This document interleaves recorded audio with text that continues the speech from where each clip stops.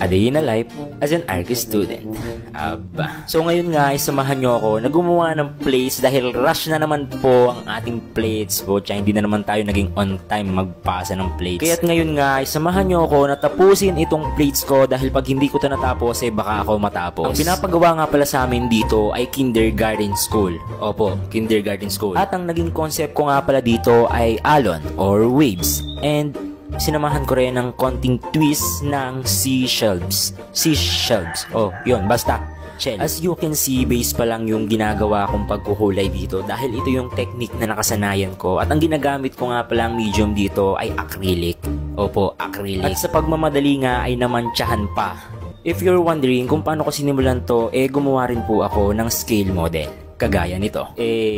Para mas ma-visualize ko ng maayos yung idodrawing kong perspective. Alcohol markers naman ang ginagamit ko dito sa pagre-rendered. For me, mas madali gamitin ang alcohol markers kesa watercolor. For me lang naman ha, yun yung preference ko. Actually, nag-experiment na lang talaga ako dito ng mga kulay. Kung ano yung result na lumabas na kulay, yun na lang talaga yung ginagamit ko. Kasi nga, hindi naman talaga ako gumagamit ng acrylic.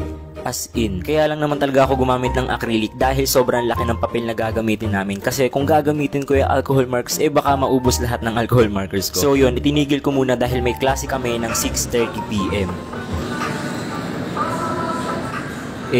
Wala pa kasing prop niyan kaya tamang sound trip. So yun, balik tayo sa plates kasi kailangan na natin talagang tapusin ito. Kasi kung hindi ito matatapos, ako yung matatapos. Dahil deadline na nito.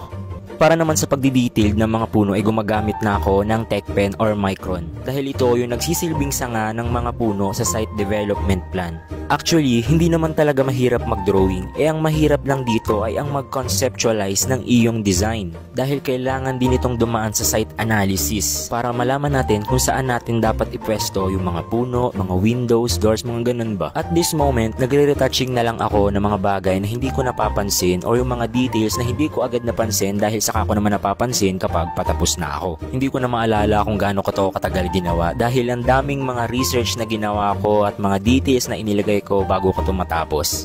Kung makikita nyo lang, ang pangit ng sulat ko nung first year ako. Nag-i-improve na lang talaga yung sulat ko habang tumatagal. And third year na po ako ngayon. Opo, nakaya ko. Kinaya kong tagalan yung dami ng plates sa pinapagawa ng mga prof namin.